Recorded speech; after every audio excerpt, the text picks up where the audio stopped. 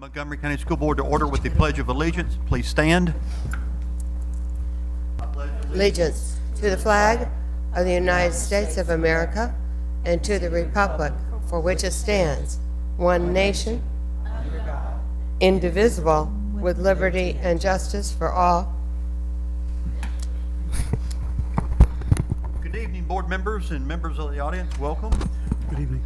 First item on the agenda is an adoption of the agenda. I need a motion to adopt the agenda, please. So moved. Second. Any discussion on our agenda this evening? All those in favor signify by stating aye. Aye. Any opposed? We now have an agenda. The next item on the agenda is the superintendent's reports, recommendations, and I'm going to turn it over to Ms. Brenda Blackburn. Thank you, Mr. Jones. Tonight is actually the third in a series of special discussions about future capital construction and maintenance needs for the school district. This topic was a major focus of the board's retreat in May of 2013. It was the focus of a special session meeting of the board on September 10, 2012, and it was a major topic of discussion at the joint meeting with the Board of Supervisors, which took place on September 27, 2012. At the conclusion of the joint session, the school board stated that they would begin the work of prioritizing capital projects for the next capital improvement plan, building off of your 2006 plan. A great deal of fact gathering has gone on behind the scenes to provide information to support your discussion this evening. I'd like to thank Walt Shannon, Dan Baronato, Lois Graham, and Nelson Simpkins for their work in preparation for tonight. Priority setting will also be assisted, particularly in the area of capital maintenance projects, by the recently completed Cardinotech study of our facilities, which was presented to the board and which included both a 5-year recommendation plan and a 20-year recommendation, and also our own capital maintenance project list, which you have seen and which is extensive. As we continue to make progress on the most recent new construction at Auburn High School, Blacksburg High School, and very soon Auburn Middle School, it is important that we continue to look to the future regarding facility and maintenance needs. Tonight's discussion is designed to identify and prioritize future capital needs as a Capital Improvement Plan 2013 document. Much of the project work that has been completed in the last 7 years was outlined in your 2006 Capital Improvement Plan. Having a plan is good business practice that supports operational efficiency and effectiveness. My staff and I look forward to working with you in this most important planning activity. Tonight's meeting has been designed to share some information, but primarily to provide you with significant time for your own discussion. With that said, I will start the presentation, and staff will also join me in parts of it. Dan Baronato and Walt Shannon will assist with some parts. So you're looking now at slide 2. You have this on your iPads, and also it's available on the screen. This slide summarizes the key points of the presentation this evening. We're going to talk a little bit about the capital improvement plan. We're going to talk a little about capital funding options, because although ultimately the board does not have taxation authority, a capital plan will require funding options, and it's important to know what the options are. We're going to talk about some of our expected meeting outcomes, some things that we need to walk away with tonight in order to continue this process. And finally, some conversation about next steps that would prepare us for the April 23rd, 2013 joint meeting with the Board of Supervisors. I'm going to turn it over now to, yes. Meeting outcomes. What do we mean by meeting? At the end of the meeting, after we've seen all the information, I'm going to ask you to see if the board is ready to provide me with 2 pieces of information. One being, do we have agreement on the projects? And the second one being, do you want me to move forward and request funds for a feasibility study for any of the projects that we talk about this evening. So that's at the end of the presentation. So we're going to go now to slides 3, 4, and 5, and I'm going to ask Mr. Baronato to address those 3 slides. Dan? Good evening. This slide shows projects since 1992. After a dry spell in construction from the end of the 70s through the 80s in our county, there began a somewhat evenly spread development of new schools to begin to catch up with population growth and replace aging facilities. And a lot has been accomplished to replace infrastructure and to prepare for the 35% population growth projected for our county between 2010 and 2040. It has been coordinated closely with the county and towns' long-range comprehensive plans for controlled growth. 92 was the start with Falling Branch, then Kips, Auburn Elementary, then we went to the high school at Eastmont, then the 2 middle schools, Blacksburg, Christiansburg, then Eastmont Elementary, combining Elliston, Lafayette, and Shawsville Elementary, Price's Fork Elementary, and now, as you know, we're working on Auburn High School, Blacksburg High School to open this fall, and Auburn Middle School, which will open next fall. We also provided a footnote on that slide about old CMS because although it wasn't a part of any capital project, it did require that the division make an investment of about $1.5 million to just do some very basic improvements to that school to allow us to use it for the last almost 3 years now with Blacksburg Middle School, and so we noted that on the slide. Do you want us to ask questions now or wait till we? That's at the pleasure of the board this evening. I'd really like to ask as we go along, Okay. since we're thinking of it at that point. Our minds are... Then I have a question. You mentioned at the beginning of your presentation there that 1992 was the beginning of our most recent capital, and the last time that the county had done any significant capital was back in the 70s. Is that? There was a huge number of buildings in the 70s. Blacksburg High School, Christiansburg High School, Harding Avenue, Christiansburg Primary School, Shawsville Can you pull that Elementary mic up just a little bit, because I'm not hearing you very well. There you go. So is it fair to say that we probably went about 20 years without really investing in any kind of capital improvements up until about 92 of significant? New schools, that construction ended in about 74. Mm-hmm. So from 74 to approximately 92. Okay. All right. Thank you. Would you say that East Montgomery High School and Auburn, the new Auburn High School, would be somewhat similar in size and? Yes, not too different. They both have basically the same amenities, and if you look closely, because of the people that planned it, Nelson, Simpkins, you know, they're organized very similarly as well. Okay. Of course, a lot of schools are organized with a more public side and a more academic side, but there are similarities in the sizes, yes, sir. The point I want to make is, if you look at the cost of East Montgomery, it was $15 million. Mm-hmm. 13 years later, Mm-hmm.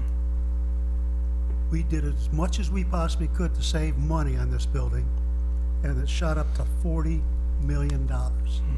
Construction costs Well, I think really that, yes, inflated. but I want the public to know that we're struggling with everyone trying to get money for these schools, and in 13 years, it's tripled in costs.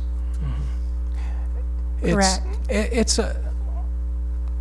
a similar size school. I should give you the square feet of the two schools.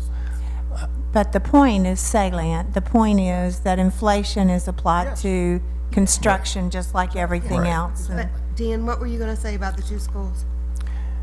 I believe Eastmont High School is about 105,000 square feet, something like that. It's in data I've given you before. Yeah. And the new Auburn High School is about 175,000 square feet. When they designed Eastmont High School, they did it for 400 students. Auburn High School is for 600 with a core for 800 students. So it's the baseline is 600. So I think they'll feel the same, but they do have more teaching stations and more square feet at Auburn High School. We're happy to provide you the information exactly, but the point is still well I don't taken. need that. The point I'm making is it costs at least twice as much to build this school, and maybe even more. And I think the public needs to know that. My question was projected population. You worked with the county on projected population? Well, Oh, I'm sorry. on the comprehensive plans, when we were sizing these schools as we built them, the towns and the counties were actually doing their comprehensive plans and focusing the growth, controlling the growth. So we knew that they were focusing growth in the Price's Fork Village area and the Elliston-Lafayette area, and that's where they were providing utility services, and so we sized the schools there accordingly. And the other part of your question? But now that was, we worked with the county on that. Right. And they were projecting the Price's Fork in Elliston. Now, were these projections including age? Because I hear that a lot of retirees are moving into our area, but I just wondered if I'm sure they considered all that. The ages. The information I referenced was from the U.S. Census. Okay. And I got it from the New River Valley Planning District Commission report this January. And did that include age or just numbers of people moving Just into? numbers of people. I'm sure they have those detailed demographics front in the census, but Yeah. So I would talk with New River Planning District to get any idea. right, or there's the U.S. Census site too, I'm sure. Yeah, but I'm sure I wouldn't be able to navigate it. County planning or the two town plannings, they also have that information. Yeah. Because that's what you keep hearing, people are coming here to retire. And if tech enlarges, so we may get more younger students with grad students. I just wondered if a study had been done about the younger people in this growth of population. But we don't really know. But you do have records in terms of live births each Right. year, and they figure as we develop our own projections, so it is taken into consideration the school age population that's coming forward as we make decisions and predict enrollment. And in Christiansburg, all you have to do is knock on a few doors or look around and you see the influx of folks with Virginia Tech, Right. graduate students with children. I mean, it's just unbelievable. They can't afford to live in Blacksburg, or there's no place to live in Blacksburg. They're in Christiansburg. So, yeah, it's very obvious. So a lot of our students now in Christiansburg are grad schools, graduate students' kids. No. I don't, No? It's not even that, it's just Christiansburg, the last projected things that we saw, Christiansburg was head and above growing. Well, I can understand that, but I'm asking about the student population, our public school population. Well, families tend to have students. Well, I understand that, but I'm asking Penny, as she sees the people moving in, is she seeing the children as well? Right. We do that's that what through I'm saying. enrollment Yeah. projections. We've Yeah. given those to you before. We project them 10 years, 20 years out. You Yeah. have it posted to our website. There's a build-out study and enrollment projections, and they show that we'll continue to have the growth, and that's the growth that's added to, along with the other census and all the planning And that's commissions. information that came from New River. We combine it all, Planning. no, we combine all those various studies together to put together our projections of where we see growth going. These are estimates and projections based on the best known data we have. Thanks.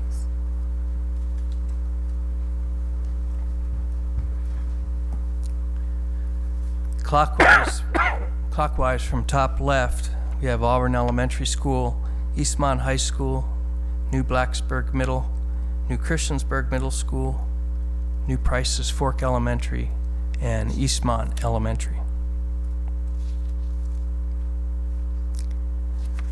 Upper left, Blacksburg High School, and lower right, Auburn High School.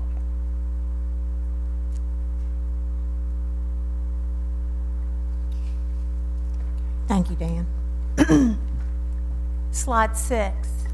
This slide represents terminology that's been used to identify capital improvement priorities. These terms have been used in the past, and at a previous meeting, the school board indicated their desire to continue to use these terms for identification of project priorities. They are critical, meaning age deteriorated, and some indicators of age deteriorated are actually the age. You'll see that we have some schools in our inventory from the 30s. Asbestos, major changes in code, major changes in requirement for Americans with disabilities, accommodations, the systems including plumbing, electrical, HVAC, and general wear and tear that occurs as a building ages. Program limitations such as small classroom size, no gymnasium or only one gymnasium, space that does not meet the current criteria of the board for schools in that category, either elementary, middle, or high, size of cafeteria, library, those kind of things. That's the critical projects. The serious projects have some of the same considerations such as age deterioration, program limitations, and future overcapacity. And finally, important, schools that have overcapacity and some other issues. But with an inventory of 19 schools, you have to have a way to look at them and stratify what's the most important needs versus what's the lesser important needs in terms of your priority planning. So the 3 criteria were used in the 2006 capital improvement plan, and we're recommending that the board consider using those this evening based on your previous discussion. I'll add, I think it's important for people to understand, which kind of goes to Mr. Ivor's point earlier, is that a lot of these issues related to code and related to programs and related to asbestos and all the different regulations also drive up the cost of building schools as well. It's not just inflation, it's a lot of regulations and a lot of program requirements and constraints that are placed on us as far as how we have to update our buildings. So, and that's one of the reasons why we have that in there, because it's not just the fact that we outgrow it. Oh, no. Sometimes it's a lot of other issues that go into making this happen. Well, I can identify with that on my deck. Code is key now. And if you touch an existing structure, you're going to have to address it on the basis of current code. Exactly. If you just go add a new space on property, you build it to the new code. But if you open up an old space, you're going to have to address the code changes. So these criteria seem to have worked well for the board, and we're going to recommend that you use them again this evening in your discussion. I'm going to ask Dan to come back to the podium. He's going to do slides 7 through 10. And slides 7 through 10 start with providing you some working information, just an overview of all the building facilities that we have. Slides 8, 9, and 10 represent staff's attempt to provide you with a starting point. They are nothing more than that. You can change them, you can take them off the list, you can do whatever this board believes is the right thing to do, but we thought it would be appropriate to at least create a starting point. Dan? Thank you. This is an updated version of the facility snapshot that I showed you this summer at the retreat and also this fall in September. and it's updated with enrollments that are current as of the end of January. As explained before, it's a tool to help explain quantitatively what we see and feel qualitatively. Note that it confirms our previous critical ranking of the Christiansburg area elementary projects.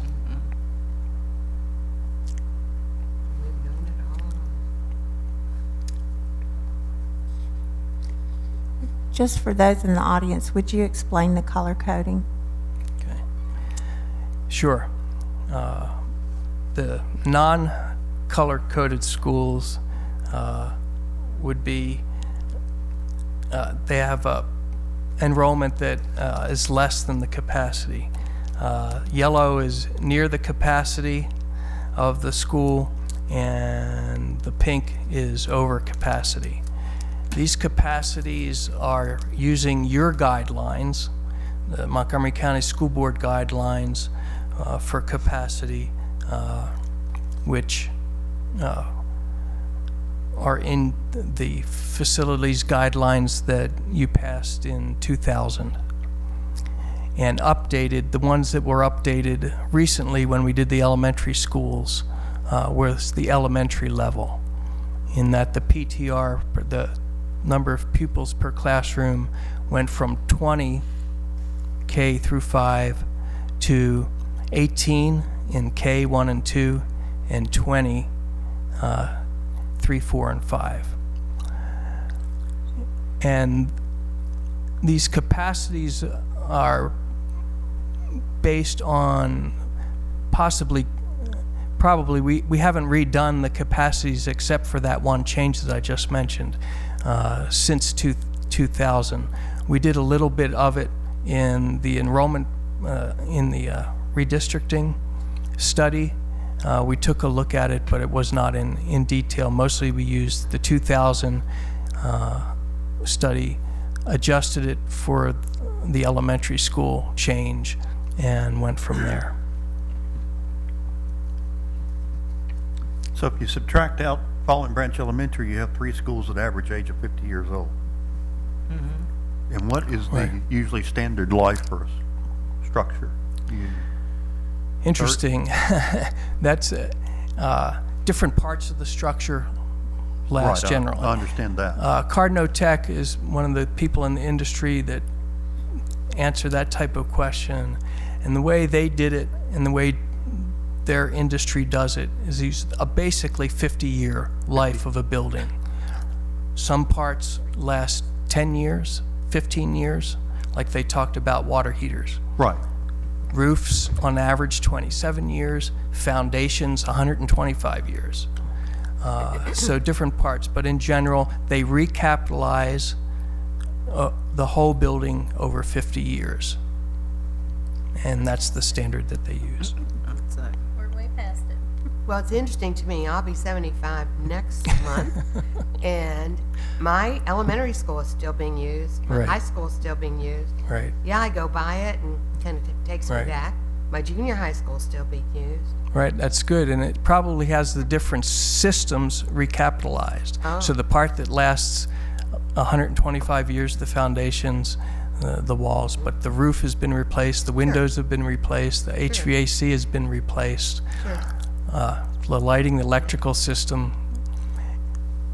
The shell is should be the longest lasting thing, and that's probably been worked on as well. Yeah, but, I And- mean, I went but yes. to elementary school, started kindergarten in 1942, and Right. that building I go by, I'm just Right. surprised it's expanded. But Right. they're still using the building. And we've done that. Bellevue is a perfect example. Yeah. Bellevue, what was that? The oldest part is 1954. In the 70s, there was an expansion of it. Yeah. They didn't do much to the front, but we have done in the last 10 years. We put new windows and air conditioning and new roof as well.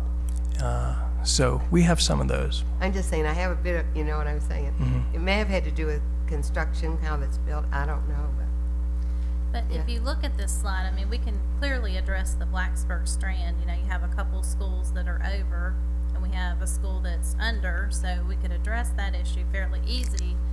But obviously, the Christiansburg strand, the elementary, Yeah. that's something we're gonna have to address. Absolutely. I mean, every one of the schools is over capacity. Absolutely. Even in Blacksburg, the long-range growth, I mean, we're certainly in a lot better place than we are in Christiansburg, that's for sure. Right. But, you know, it's good for now, but I think it's important that we think even in the Blacksburg schools, as you'll see, we've kept them on, but they are a lower. I think we have them as important. We'll go to that next slide. Would it ever be possible to do projected growth on this chart? We have in there, and I'm sorry, it didn't show up very well. Fall Current 20. enrollment There's a fall 21. as of 1/30/13, and we used fall 20. Oh, gotcha. 2021-22 from our last enrollment projection that we had done. I'm sorry, So- I'd seen it before, I just am so out of it. Thanks. The mobile units we have at Fallen Branch and the other two Christiansburg schools, are those owned, leased? Those are all owned. Okay. The only ones we lease are at old CMS that we had for the, we were hoping for the short term, and that's why we lease them. And this is not to be critical of previous boards, but if you look at the 1992 school, it has the greatest number of mobile units. Right. Yeah. So, you know, one of the things that I've been pushing for is that we get criticized for thinking big, Yeah. but in the past, we haven't thought big enough, and you end up with 8 mobile units in a school that's only about 20 years old. Right. Well, it And- opened with mobile units. And it opened with it, and the same thing you had happen at Kips over in Blacksburg. It ended up with mobile units. Of course, it's been alleviated now with the addition of Price's Fort.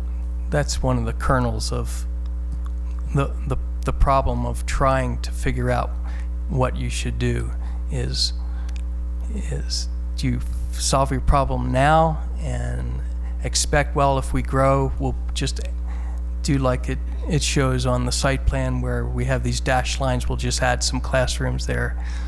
It never ends up that way. It always portables as at Falling Branch, and we go on, and so we tried to anticipate growth. And if you remember the slide I showed you at the retreat of building starts, how it went up and up and up year to year, and then after 2008 it just fell off like a cliff. The economy has a huge impact on the growth of our whole country, certainly our county, and we know it's going to come back because it is a great place to live, and we just have to be sure that we're ready for it. Will we hit the mark? You just do your best on that, because an enrollment projection, a cost estimate, they're all estimates. You do your best. They're not fact.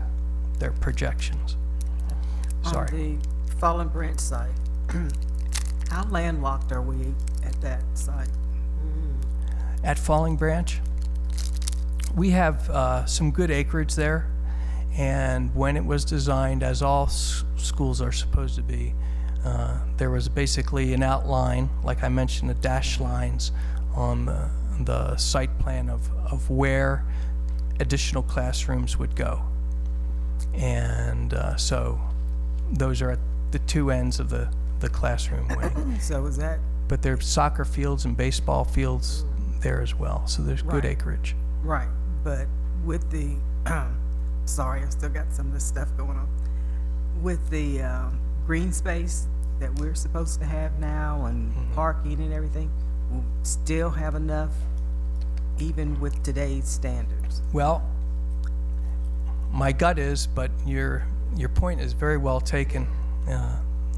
We need to look at that closely because those codes do change, and I have not studied it yet. So we have not looked at the new codes. That would be one item in the feasibility study, and that's what we did when we did Auburn. Right. And if you remember, we had to change the zoning at Auburn. Worked with the Board of Supervisors. We changed the zoning so we were able to develop there. Okay, and we did do a little bit of study as far as the land capacity between Christiansburg Elementary and Christiansburg Primary. And I believe it was that we did have enough land there if we wanted to do a project on that site. We looked at that in, actually, Penny, it was 1996. I've Seven? got the study right here. Okay, sorry. No, I thought there was one. And a year or two ago, Right. We looked at that, and for growth, for some limited growth, it looked like that was still applicable. And- So, I'm sorry, what would that mean? In other words, there's area to build more on that land? Is that, Right, that's what I'm, what I'm asking. yeah, And I'll wait for the study, but my belief is once you do everything to code and you're building with the specs for green spaces and everything else, that we're not gonna have enough room on that site for a project. there are a lot of different things. Just, I've looked cursorily at that. Actually, there are two schools adjacent, as you know, and if you combine them in the sites and maybe build a newer, one bigger school, that would take in a lot, and instead of two schools on the site, have one larger school. That's one way to go. would you mean making both schools into a larger school, or just tearing those down and putting a new school up, a bigger school? You could, well, there's lots of different options that you Yeah, can do. that's what I'm I was wondering. just- Yeah, that's For why that we site. do a feasibility study. I understand, but Right. I didn't know what he was referring to. Right. You know, Fe- we catch a lot of flack about feasibility studies, so I think it would be great if we explain why we need those and why we don't have the staff to complete those. I mean, I hear a lot of comments. You waste money on studies, you do study after study after study.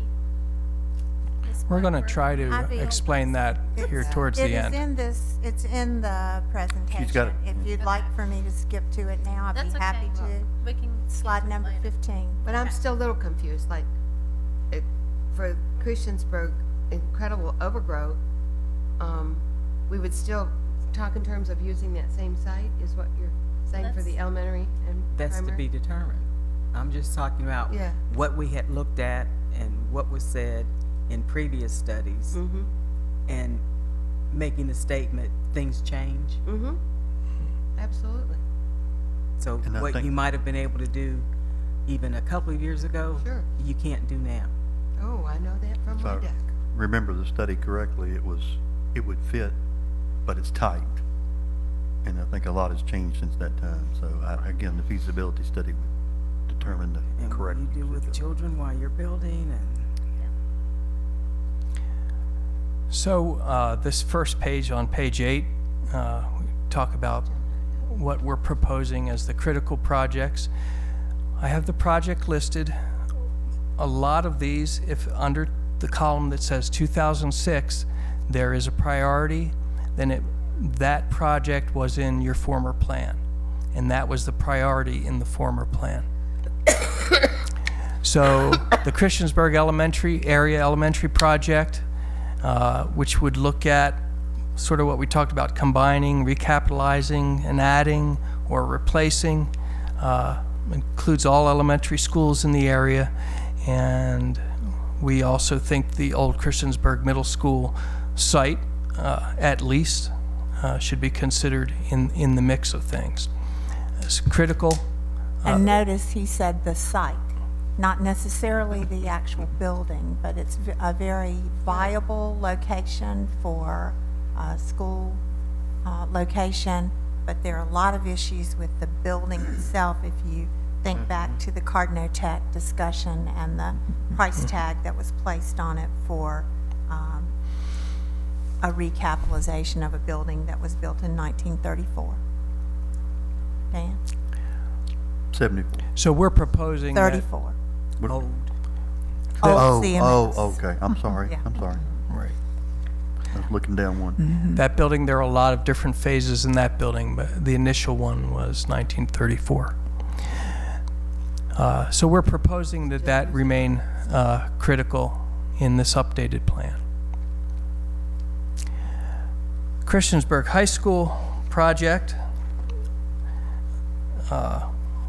we would look at it to either recapitalize it, the existing, and add to it the missing parts based on your current program guidelines, or replace it, or do some type of maybe redistricting some neighborhoods. We don't know what it would be, but it has mobile units now too.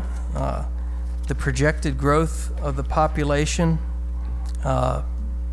is one of the big reasons that I and our staff propose critical. From the same population projections from the U.S. Census, I guess these are in the town boundaries of Christiansburg. From 2010 to 2020, they project 17% growth. That's over 10 years. From 2030, from 2010 to 2030, a total of 34%. And from 2010 to 2040, 51% growth. So, and all indications are that Christiansburg is a fast grower. We've seen that in the last 10 years. When the economy is there, it really tends to be the place. Development, I think, is a little easier for developers there. There is property, and it's a great family place to be. So, You're talking about Christiansburg High School. right, We're talking Christiansburg about area in general. Oh, the whole Christiansburg area. I'm sorry. Okay. You mentioned the R word, I mentioned, redistricting. pardon?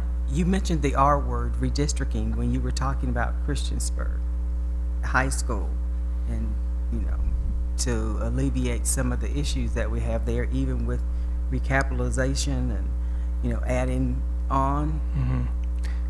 And The R word. we didn't talk about redistricting with Auburn. We didn't talk about redistricting with Blacksburg. Everyone was kept in their community, and the schools were built to support those communities. So I hope that we would not be talking about not building in some kind of way that we're going to make sure that everybody stays in Christiansburg. That's right. Well, and also, for the last 3 years, we've listened to the other strands, how important it is to have a super nice high school, because that brings people to the area for jobs. Well, Christiansburg feels the same way. And they want to know that their areas are taken care of as well. They want to know that, you know, they want to continue having the people brought in to find jobs and to secure our economy as well. So I definitely piggyback what Ms. Franklin's saying. And that is one of the fastest, as you're talking about, growing areas now. That's exactly right. Exactly. It is. So people are already wanting to come. Right, but we want Yeah. them to continue to come, and like I Yeah. said, I've listened to that for the other strands, and went along. It's Christiansburg's turn to get that option too. I would just comment that in putting together the CIP list that you're looking at this evening, we use the word combine in 3 strands. We use the word combine in the Christiansburg strand. We use the word combine in reference to Shawsville Middle School, and we use the word combine in reference to Blacksburg area elementary projects, which is on the important list, not the critical or serious, because we felt it was our job to put out all the options, and you can tell us which ones you want us to proceed with and which ones you don't. But for us not to put them on the table leaves us open to being accused of ignoring potential solutions. So I feel like that as we put it together, we did that deliberately because of that particular issue. And this is a work in process. The last 2 columns, proposed funding, date and source. We haven't had those on other summaries of the plan. But another reason why we put combine everywhere is because we may get overtaken sooner than we can do all this construction. We hope not, but combining may be a temporary solution to that. So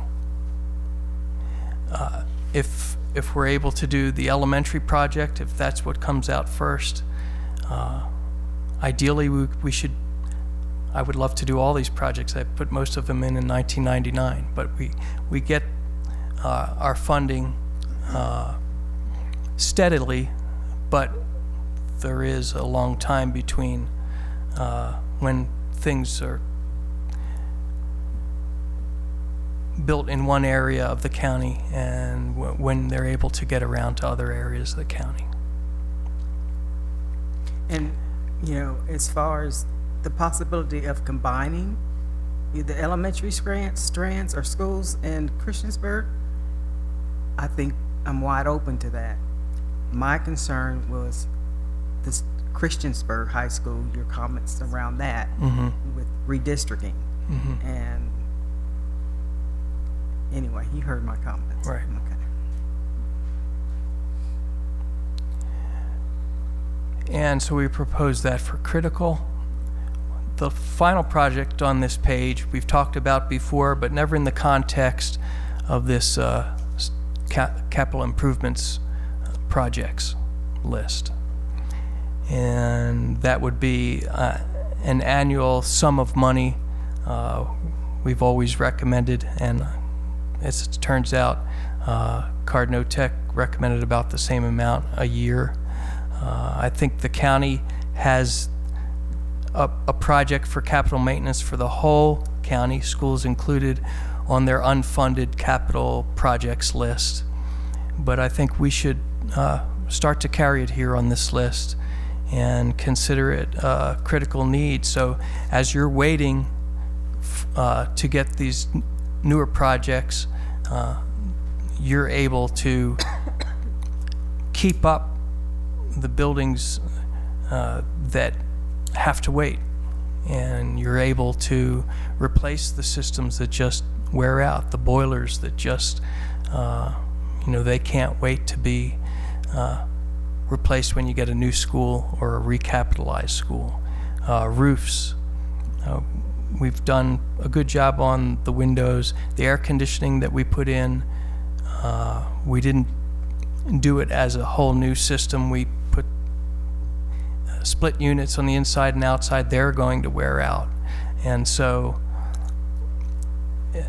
I really believe that this should be looked at to be on the critical list.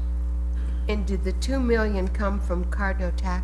Yeah, it's based on your current plant value, and they recommended that approximately at least $2 million a year be on For the there. whole system? For the whole, Right. all of us? That seems low to me, but I don't know enough to. Well, it's Make a $2 million decision. every year, though, and that's what's understand. important, you know. Yeah. The fact that you know that every single year, at the beginning of a year, you can plan projects Yeah. using your $2 million revenue stream. And what it does is prolong the life of your buildings and keeps them at the point that you don't have to worry about potentially replacing them. Rather, you do a great job of maintaining them and keeping systems Yes. operational all the time. And this is, Cardno Tech certainly solidified it, but it also is something that the board has frequently included as a line item in your budget request, but because every year the budget has gotten smaller, it's been one of the things that came out. Oh, In fact, yeah. the last two previous years, we put a $1 million line item in the budget and had to cut it for capital Oh. maintenance projects. We didn't do it this year because we knew right off the bat that we were going to have other issues, and so we thought the best place to deal with it was here. And I'm all for that item in the budget. It just, you know, seems a little low, but I don't know a thing about it. But If I remember the report from Cardno Tech, and I have it pulled up in front of me here, it seemed that the most critical need related to that was the steam and hot water boilers. had the biggest issue, and that they were obsolete, and that we're at a point now where if one of these does in fact break down, finding replacement parts would be difficult, and that it could impact the operation of the school if it occurs during And there are school year. different ways of strategizing that. I think in our, And I don't want to get yeah. buried in the weeds on it right now, because I think we need to come back to that, look at that report, and maybe at least discuss priority. But that was the thing that stuck out, is that we've got a lot of buildings out there right now that it sounds like it's going to take one part and the building shut down and we can't heat it and we can't run it, because we've not, been able to invest properly in capital maintenance in prior years, because we don't have the long-range planning and funding source to make that happen. I'll go to page 9, which are the projects that we're proposing to be serious. All of these have, except the second one, have been on the list previously. First one, Shawsville Middle School, has been serious primarily because of age, not because of overcrowding, but perfect example of old boilers and lots of things. We have done some recapitalizing of some systems. We've done the windows. We've put in the split air conditioning. Well, actually, it never had air conditioning until we did that. And we also, under the Pepco contract, we replaced the HVAC control system. But and part of the electrical system. But we're proposing that remain serious. Alternative schools, we have 3 at this point. We have Independent Secondary. They're in the New River Community College building on Franklin Street, Roanoke Street. Rivendell, they're currently in Wilson Avenue over by Harding. And the Phoenix program, I believe, is with Independent Secondary. And Where is it? they have moved around. Those programs, before we put Blacksburg Middle School in old CMS, that's where the alternative schools were. And again, this is a serious project. On the priorities, it will probably come after a while, after the critical ones. As a temporary option, I think we should consider moving those back to old CMS when that becomes available. The technology building, that's the old Friends School there on the Christiansburg High School campus, right at the corner of Independence and Franklin. And that is where our technology department, that we used to have alternative school there. And when they moved out and went to old CMS, technology moved in out of when they used to be in the same building as facilities, very crowded. They're still crowded in their technology building. It's an old 1953 building, 60 years old. Interesting thing there, if we grow Christiansburg High School at its current site, which is certainly a good option, we may need the part of the site that the Friends School is on. We've also had the last project on there for a while, a new joint county school system support building here on this campus with the county government center. It might be, to me it would be great if we were able to do that, maybe combine with the county departments in that, and have a joint support building, and then maybe make that room at the Christiansburg High School site. So that's why we put serious and important.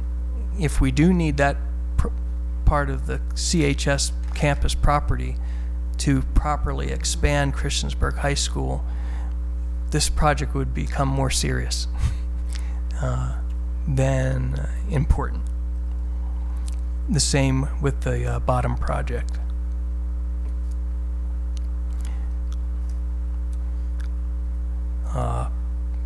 So the technology building's in the 1953 building. Facilities is in a building, the old Willer Baker School, which I think is ancient 30s, I think, 1930s. So the technology building that we have, is that structure safe for the technology? I mean, it's in and of, are we at any kind of a great risk? I remember we're touring the other facility, and one of the biggest concerns was the fact that if we had an unfortunate fire or whatever it might happen, that the building and all the technology and all the data and all the hardware is at great risk. And I know that a lot of the technology areas put in special safeguards should something happen to that. I'm just curious if this building here has those safeguards, or we're at great risk if something was to happen. We don't have any special extinguishing system in there at this point.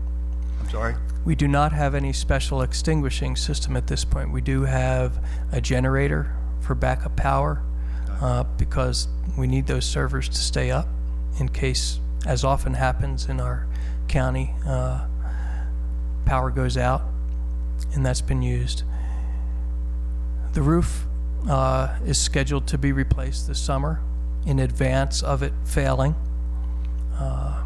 So we're trying to be attentive to that. It's certainly, if you've ever been by it, one of the things on our capital maintenance project list is windows. Those are the 1952 or whatever year it is, I forget, windows that are on there. And there are some old split system air conditioning units that are ready to, well, they've met their life, and we're replacing them one by one as they go. It would be great to have a properly sized, they're getting very tight in there, and it is cramped and it is an old facility, but we are trying to be attentive to make sure it's dry and that it has power and air conditioning. Okay, thank you. I'm not quite here today, but did I hear you say that there might be a possibility of their moving into this building? No. No.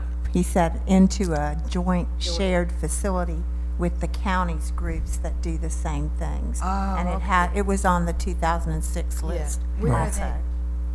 Do you know where they are? Do you know the location currently of transportation? Their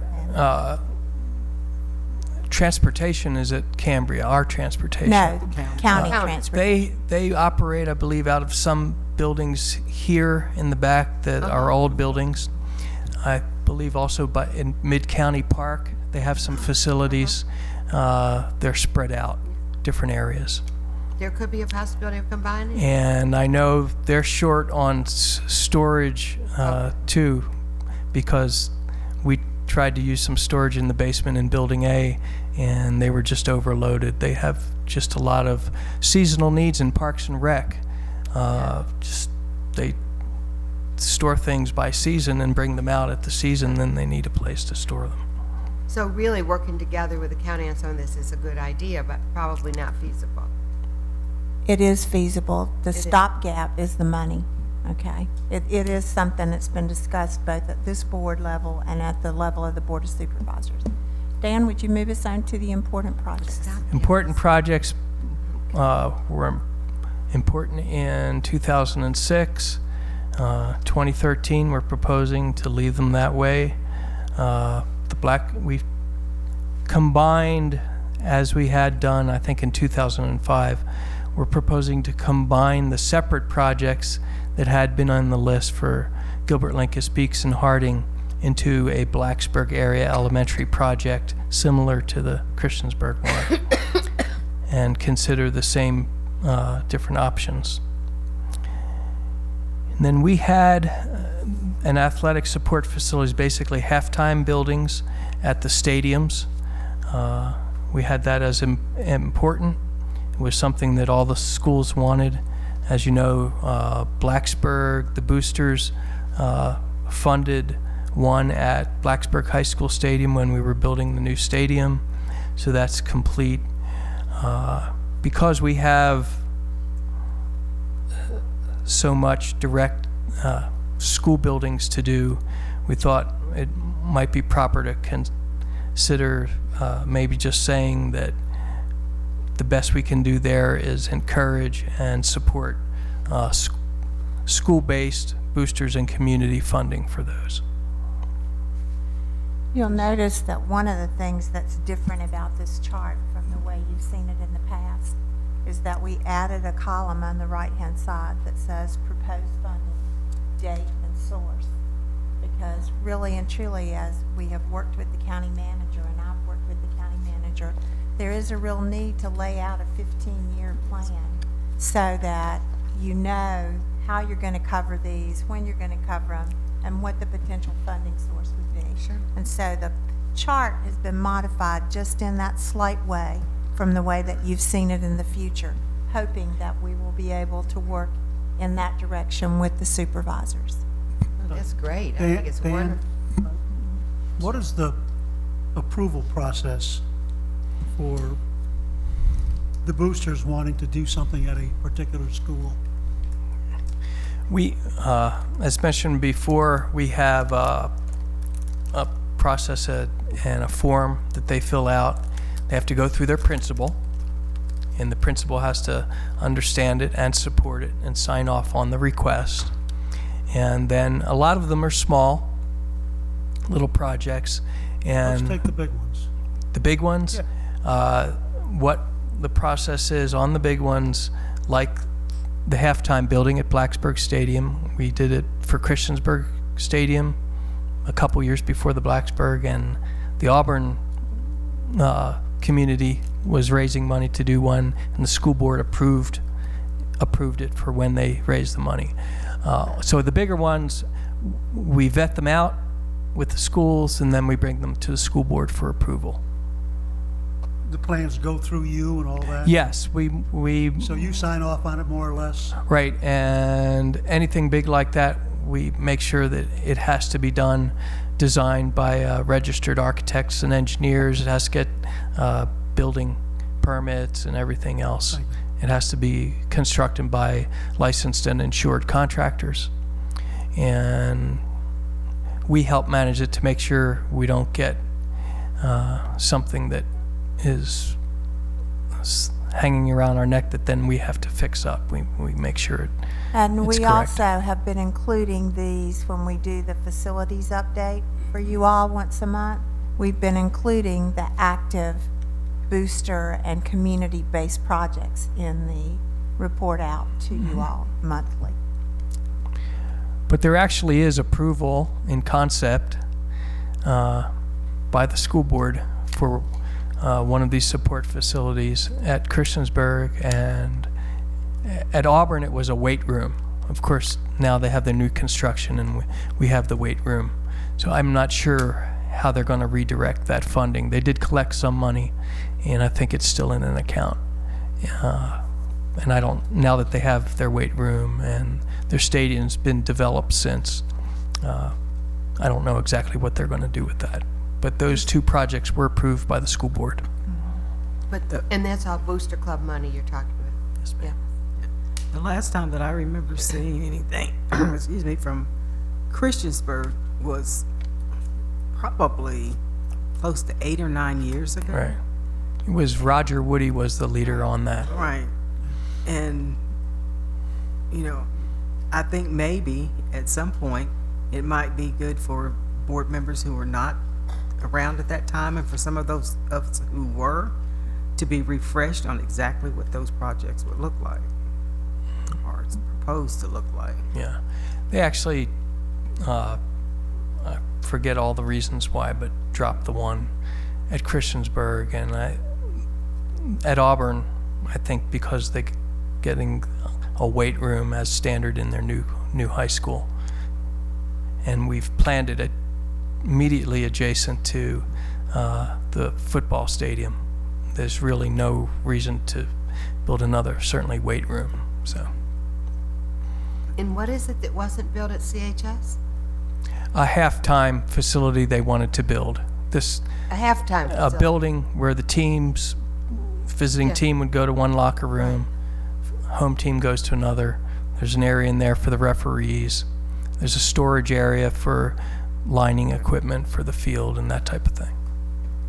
And somehow it did get talked about, but then never got coordinated by the community or by the school board or whatever. If I remember Yeah. correctly, it had to do with some stipulation type things, and that's what discouraged the person who was putting a lot of money into it Ah. from doing, because there were a lot of things that was like, well, if you're going to build it, you've got to do this, and you've got to do that, and you got to have this, and you've got to have that. Sure. And, Oh, yeah, that's what it it is. just put, from what I understand, the price tag so high that they were unable to do it.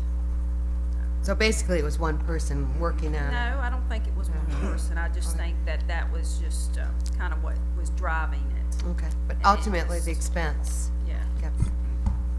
Next slide, please. So let's switch for gears for a minute, and I've asked Walt to pick up with the next slides, and they provide information about methods for funding projects and provide some very macro level estimates about what the future cost of construction might be. I know Mr. Ivers was doing a comparison of the cost of Eastmont High School versus Auburn High School, and what we've attempted to do, and part of what Walt will talk about, is look at what schools would cost so many years out in the future.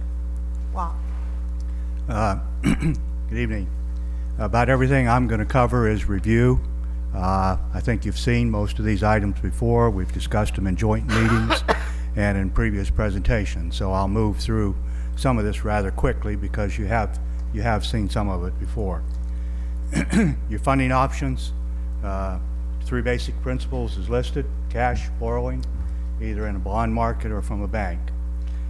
Some of the things that come up in cash, you can use some of your year-end carryover or funds that you don't use out of your operating budget and accumulate those in a capital fund to be used. If any of our property ever sells and you get cash from that property sale, those funds then could become available to fund capital projects. Bank loans are generally used for interim or short-term borrowing. We've done that in the past.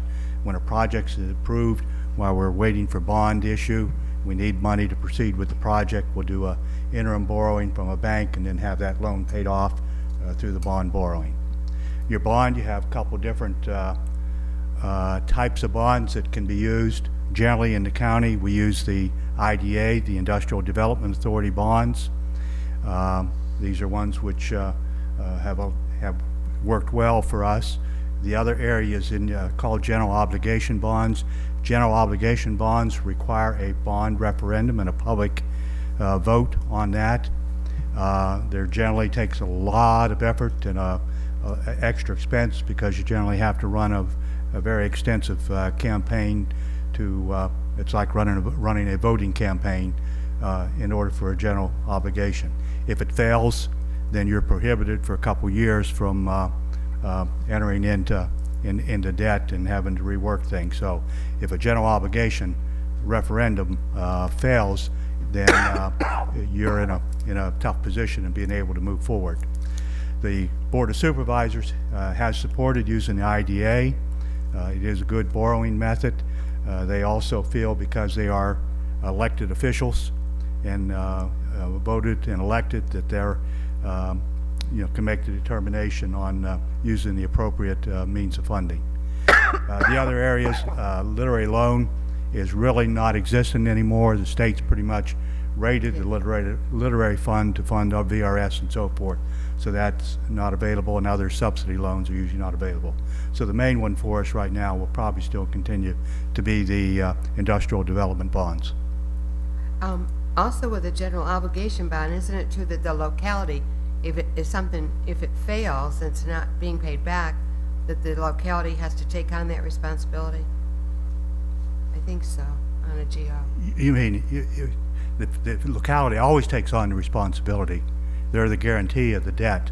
So regardless of what instrument you use, they have to pay it back. But I believe that, Yeah. anyway, I think Yeah. that's why there's a referendum. There's some- And of course, which instrument we use, it all is based on your cost, funding availability, interest rate, timing.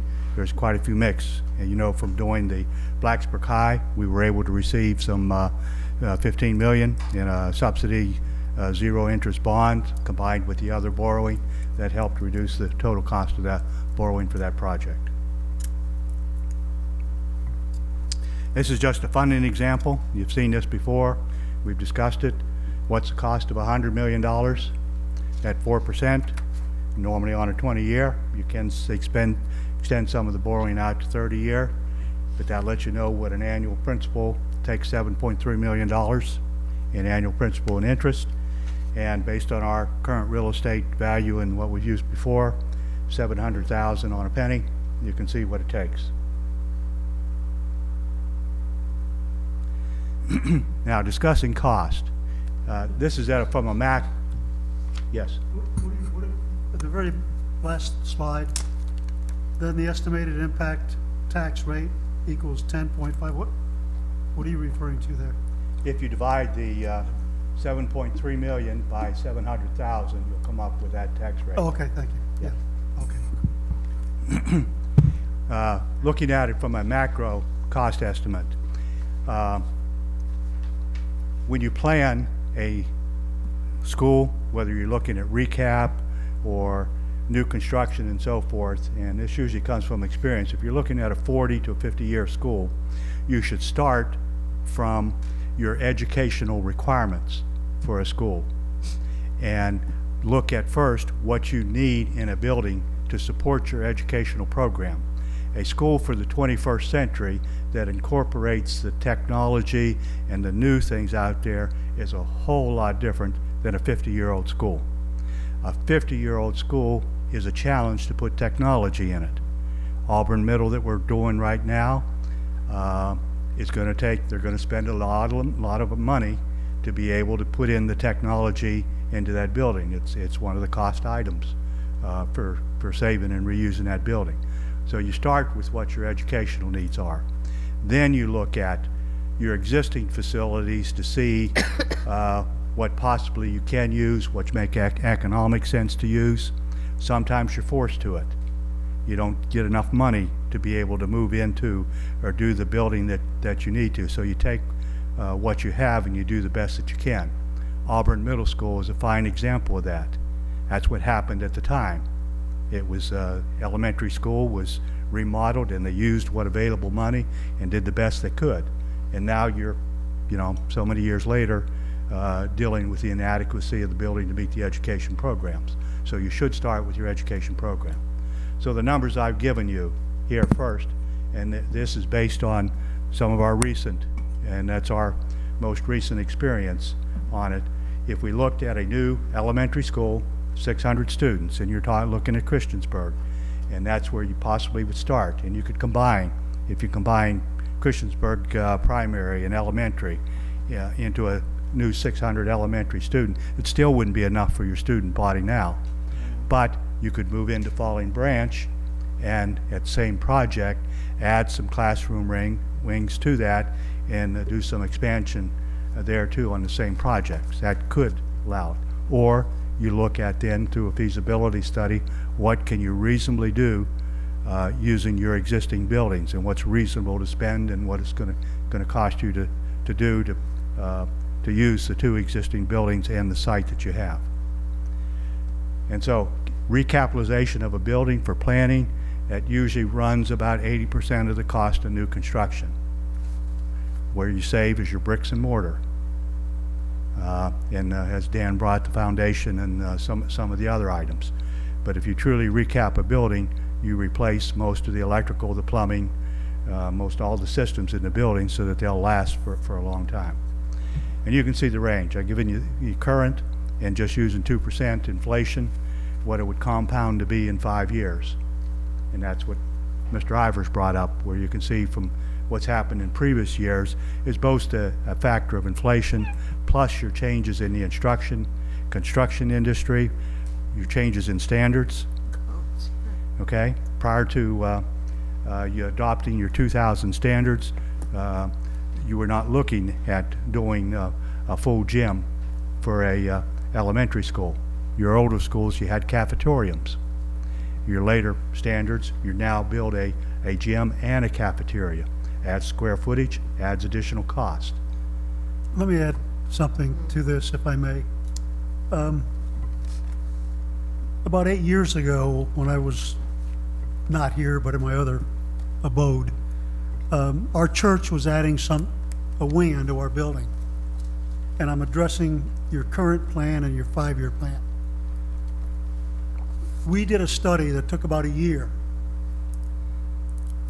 We were going to start construction of this new wing for the church the next year, which was 2 years out.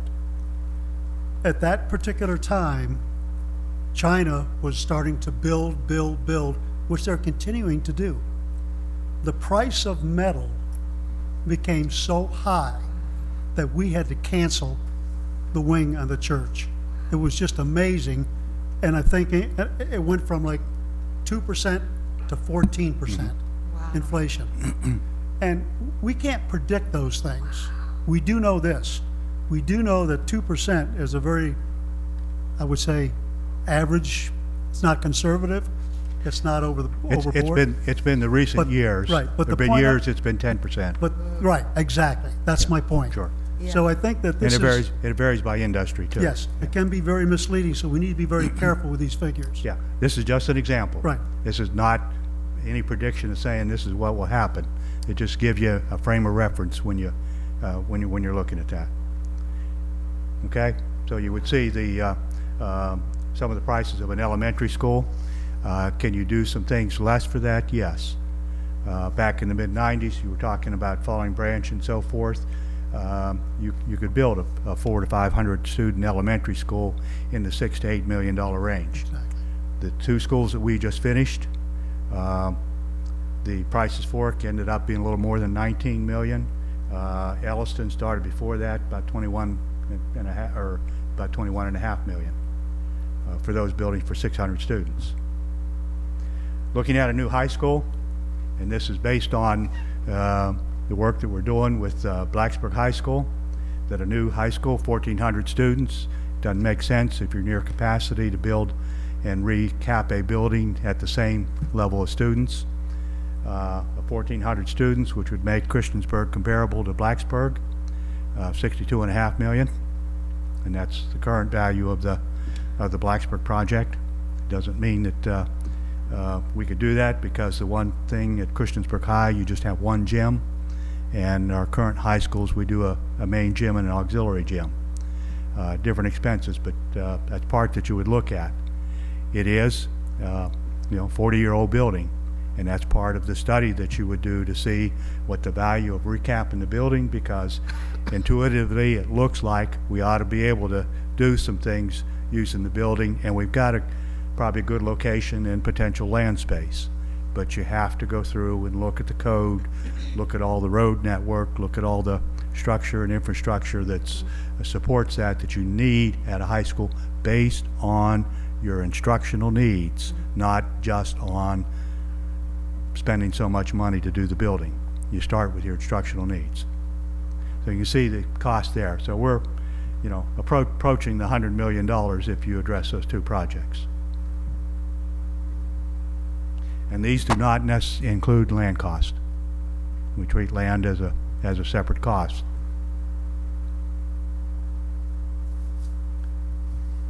Any questions? No. You also have on the dais a copy of the Davenport Yes.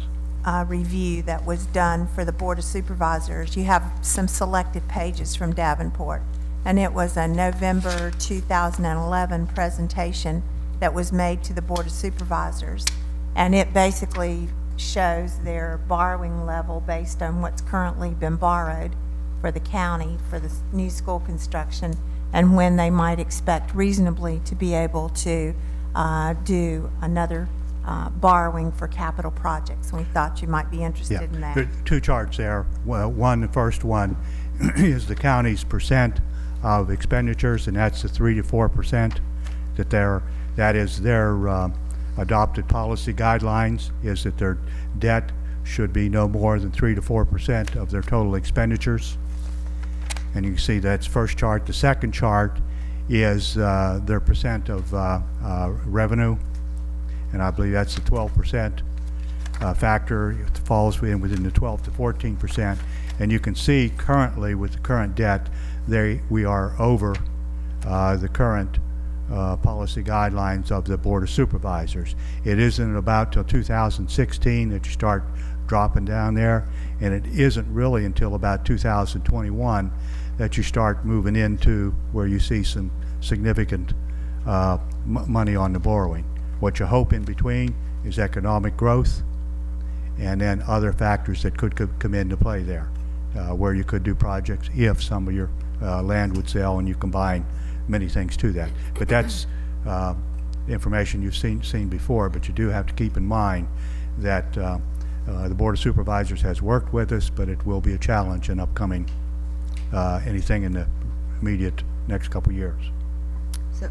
But just because there are funding challenges does not mean that you should not be planning, because a planning document sets the stage for you to be able to do what you need to do. And thinking about what we just did with the Auburn-Reiner project, if you had not had the 2006 comprehensive feasibility study of using that campus, the entire campus, you would have been probably pushing back the potential opening date of those projects by at least a year. So by planning and having a feasibility study and knowing what the issues are, you basically have laid the framework for being able to begin a project when you do have the financing. Well, and looking at this, in 2019, it's lower than when we financed the money for the 2 high schools in 2011. So that's 7 years away. That's not that long. Oh, no, it's not. I mean, you know. If you're sitting at Christiansburg Elementary and Christiansburg Primary, that's a long way away. No, I'm talking about like just talking about the scale at that point is lower. He was saying 20 or 21. I was backing it up and saying it even closer than when you were saying. It's lower than when we borrowed. I was just making an observation. Not that we need to wait that long, just was using that. But if we were to sell property, or if they were to sell property, it would drop down much quicker. And it if would the economy continues to improve, then you have more revenue. So that all changes what this looks like. But we thought you should see it again because it was a decision point in current construction. Your sale of property wouldn't necessarily change that debt structure unless you were able to use some of it to pay off the debt. My understanding where a sale of a property could come in and where you would leverage that is you would use that then to reduce the amount of additional borrowing that you would have to do, so that you would combine cash with borrowing, and you could then leverage that to do a bigger project. If you just buy down the debt, you may not be able to get the maximum leverage, and that's where Davenport comes in and the financial advisor, because we did that on the borrowing of $124.5 million. We use some of the cash that had already been borrowed in other cash accounts, so that they actually ended up only borrowing the $98 million. And so you combine the two together, but that's where the financial advisor will come in and give you advice. What is the best use of the proceeds from the sale of a building, considering your debt structure and future projects, and what's your best leverage? We've done both in the past. Yes. My memory serves me correct. Yes. I think you may have just said this, but you talk financial east, and I don't understand it all the time. We sell property, and I'm looking at the CIP projection request summaries, and I'm thinking, okay, Christiansburg Strand Elementary projects, the money we get from selling property Yes. can go into that also, Yeah. What you have to understand, rather than when you pay off the debt. when you sell property, Yeah. okay? It's a one-time lump sum of Right, money. right. It's not a continual stream for the next 20 years to pay debt. Exactly. But when you do a project that costs you, if you sell it and you get 16 million in cash and your project costs 15 million, you only have to go out and borrow 9 million. You can proceed with the project. You have 6 million in cash, you only borrow 9 million. That 9 million can fit within your goals and projections there in additional debt. Where if you pay off debt, it may not have as big as an impact depending on which debt you're addressing. And it your won't have- financial advisor, Davenport, runs those numbers. And it won't have any impact on the CIP projects at all if you put it into the debt. It may not necessarily Right. allow you to do new projects. Right. Yeah. So moving along to meeting outcomes at the beginning, you know, I told you that there were a couple of things that I would really like to walk away from here with tonight. Number one being seeing how the board feels about the starting points that have been suggested for staff for project priorities. And, you know, what are your priorities? Number two, is it the desire of the board for me to move forward to request funding or look for funding for a feasibility study for critical projects in the Christiansburg area? And before we talk about that, I would like to talk a little bit more about what is a feasibility study. So, Walt, if you could advance that slide one for me to the next one. In relationship to a feasibility study, there have been a lot of inquiries from the public about what this accomplishes.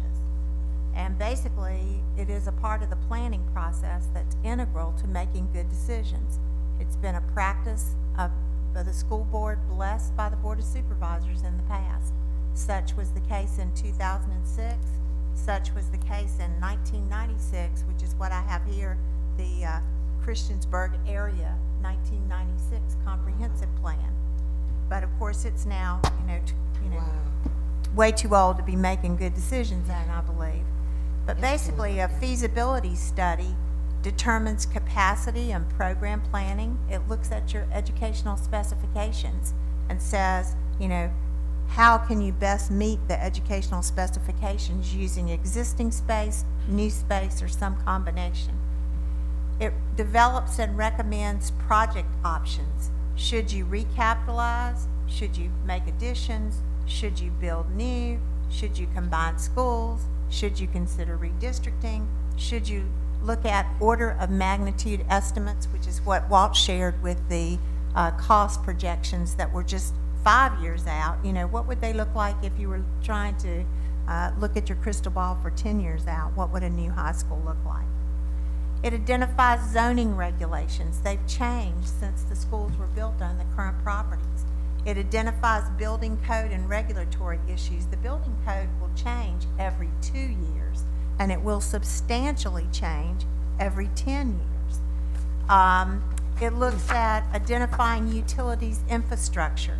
Can the current property support the additional utilities that will be needed for a school expansion?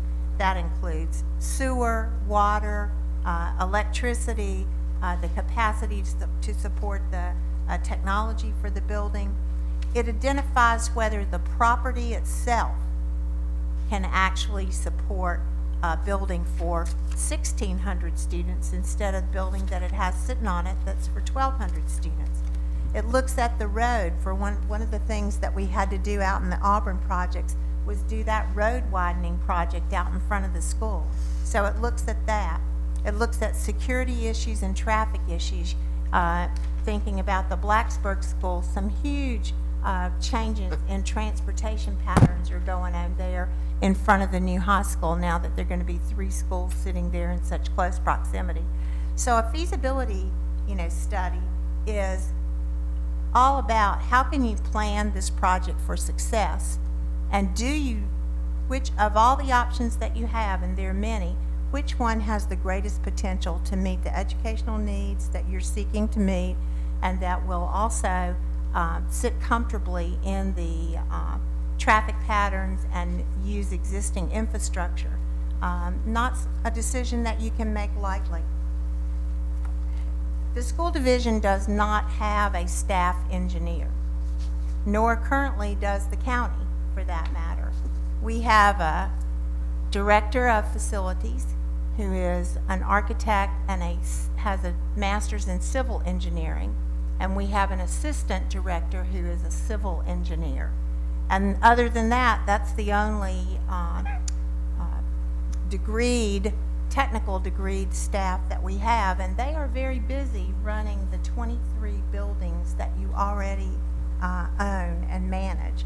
So there's not a person on staff who is just a planner, and that's what people who do feasibility studies are. That's their expertise. They know how to weigh all of these variables and make recommendations. Past projects, as I mentioned, for Montgomery County Schools have included feasibility studies, most recently the 2006 study of the Auburn-Roanoke project, without which we would have been at least a year behind in being able to do that project. We have the 1996 Christiansburg feasibility study, but basing current decisions on a 20-year-old study would not be very smart, in my opinion. So with that, I would go back and say that these were two outcomes that I was looking for, and move you on to the last slide of the presentation, and then open it to Mr. Jones for your conversation. We have a joint meeting with the supervisors on April 23rd. And it would be, I think, very important in our planning that we be ready at that point to share our project priorities matrix, that we be able to share the established need for that capital maintenance funding stream. It's one of the most important things in the entire document because it enables you to take care of what you have in a systematic way. And it is well established from Cardinotech and from your own capital projects list to share again that capital project needs list that requires both short and long-term funding. And to discuss with the supervisors what are the funding opportunities and methodologies that can be used to meet the long and short-term capital needs of the school division, because they're not going away. Left unaddressed, they only become worse, and we certainly have seen some of the results of not being able to address facility issues over time. And with that, Mr. Jones, back to you. Thank you, Ms. Blackburn, Mr. Shannon, Mr. Baronato. Would y'all move the slide back to slide 14 and when their meeting outcomes, if you would, please? There you go. Thank you. So this is our charge. Right now, the first item on the list is the current capital priorities and reach agreement. And I think the superintendent, working with her staff, has presented that, and it begins on slide 8 and ends on slide 10. And so at this point, I open it up for discussion to board members on those 3 slides. Comments, questions on those 3 slides? Well, I have to say I absolutely still do agree with the criteria that we're using. When I first came on the board, the criteria was we're just going to move around the strands and add buildings here or there. And I believe in 2006, the decision was made to put the Christiansburg Elementary strand into the critical category. And all you have to do is look at the data and see that that was a wise move. It was in line to be the next building after Price's Fort and Auburn High School. So I would say absolutely what is listed here is critical. We need to take action on, and that we absolutely have to request the funding for the feasibility study for the Christiansburg Elementary and the Christiansburg High School project. Okay. Any other comments, questions? Oh, I agree. I would think agree we with need- that. Yeah, I I would think we just, agree. and I think we need to make Christiansburg High School critical from important as well. It is. It is. Well, it was proposed, so I think once we approve this, the proposed goes in. okay, gotcha. Can we just go slide by slide and start with critical? Sure. Okay, my vote would be to approve that slide as it is.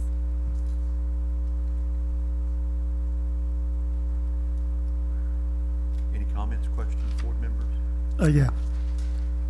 I think we need to be careful at this point in time.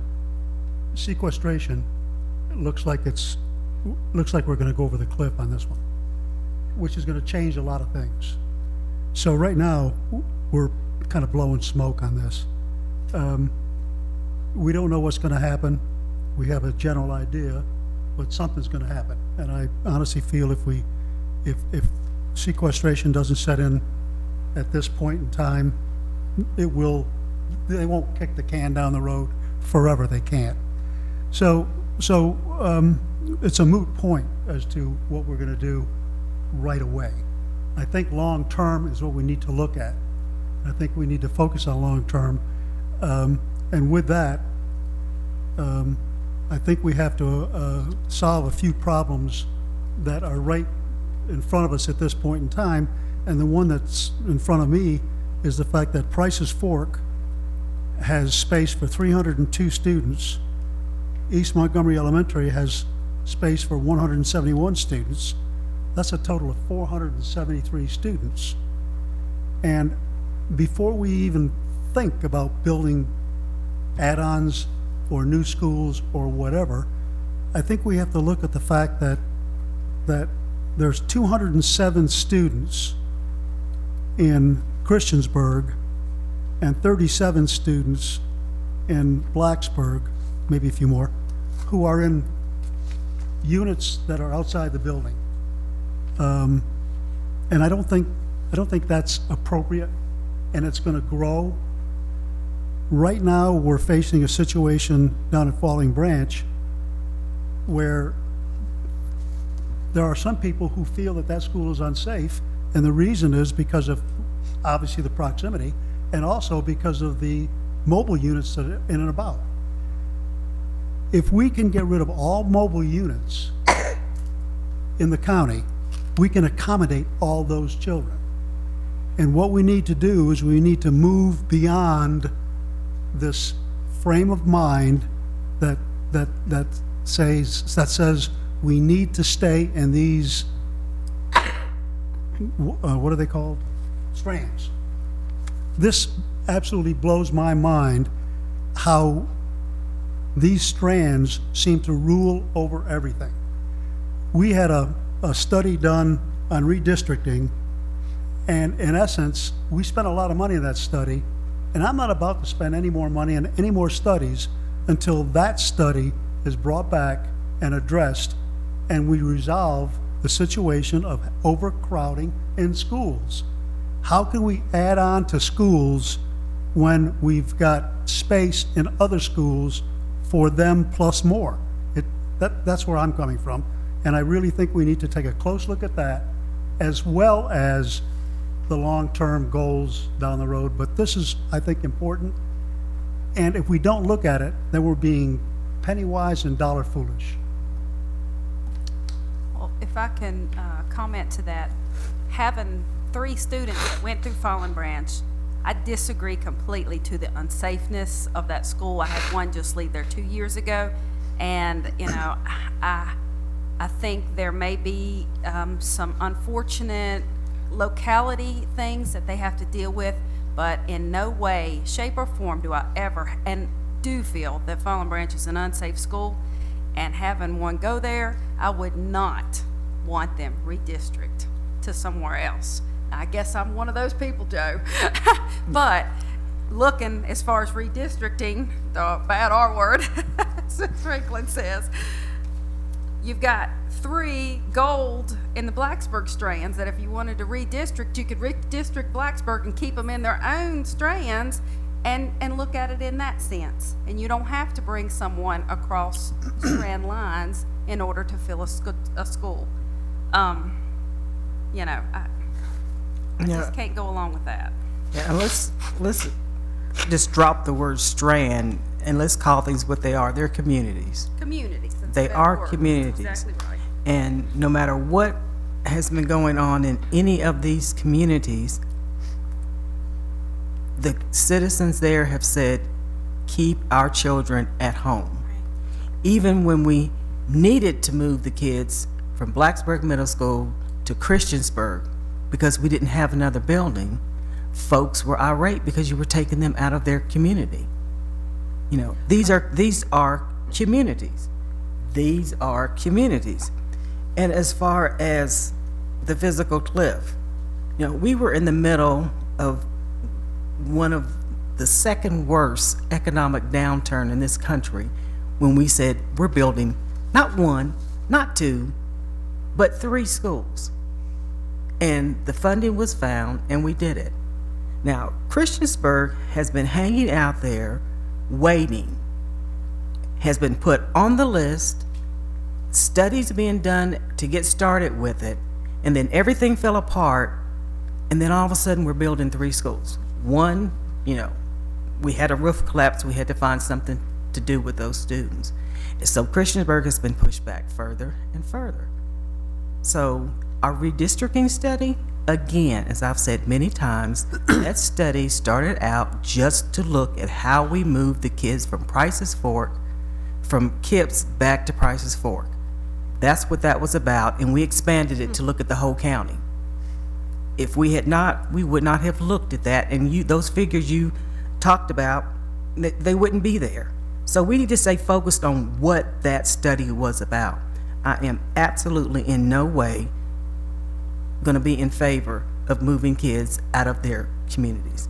And as far as the money, it has been found before to meet other communities' needs. Christiansburg is hanging out there being as patient as they could, and now the patience is wearing out.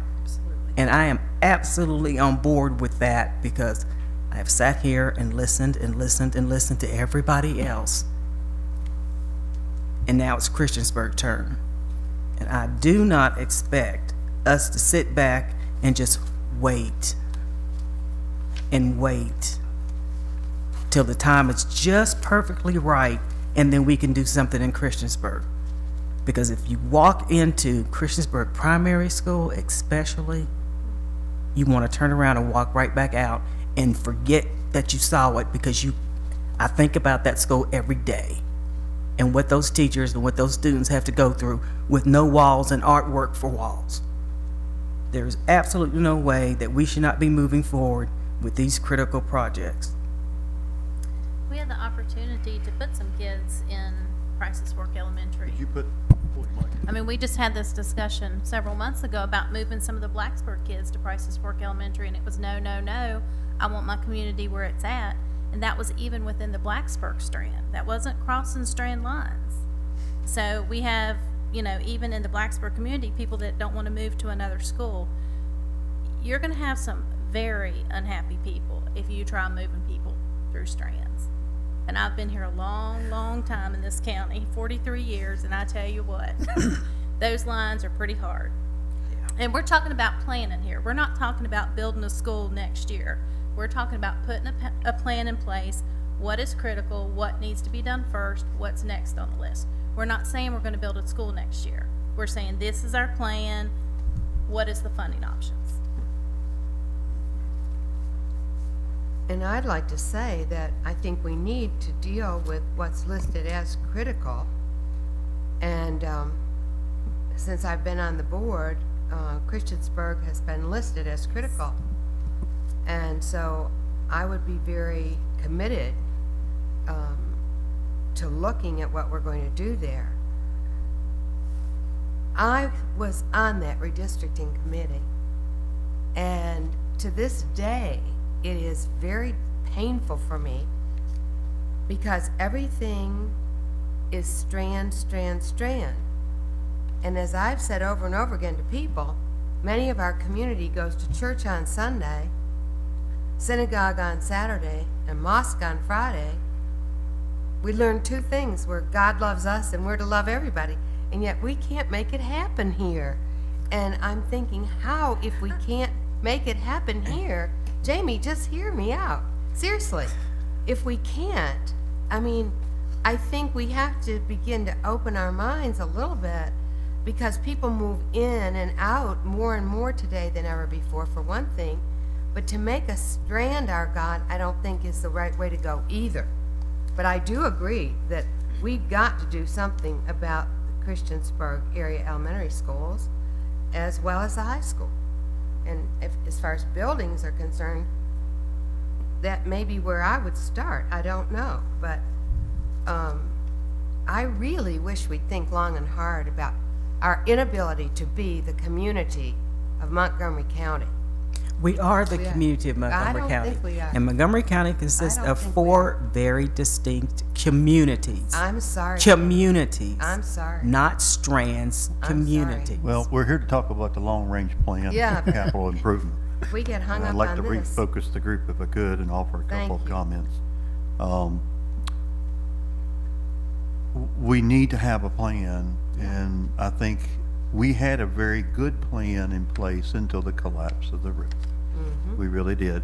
And I think the collapse of the roof, along with the economy downturn, at the same time, kind of threw it in a bit of disarray. You know, if the roof hadn't collapsed, we'd be having some completely different discussions about a lot of different things. It happened, and we've had to respond to it, and we've had to respond to the various factors in the community. Our hand was forced, and I've always said, I'm hoping that this was a moment that teaches us all, not just this board and future boards in the county, that we've got to think a little bit further ahead. And we got kind of caught by the short hairs when all this happened. We weren't prepared for it. And that goes back to the funding stream and trying to understand exactly how we're going to fund what we've done. You heard very early on in the presentation that this county went about 20-some years without any appreciable investment in its buildings, in its infrastructure, in its buildings. Well, think about it. When I hate to use the word neglect, but it's the only one that I can come up with. When you've neglected things for that long and let them only put Band-Aids and fixes in as needed, there's going to become a point in time when you're going to have to pay up. And the time actually happened when the roof collapsed. We had to pay up, and it's now a very painful process. You're right. I agree with Mr. Ivers in the goal of getting rid of mobile units.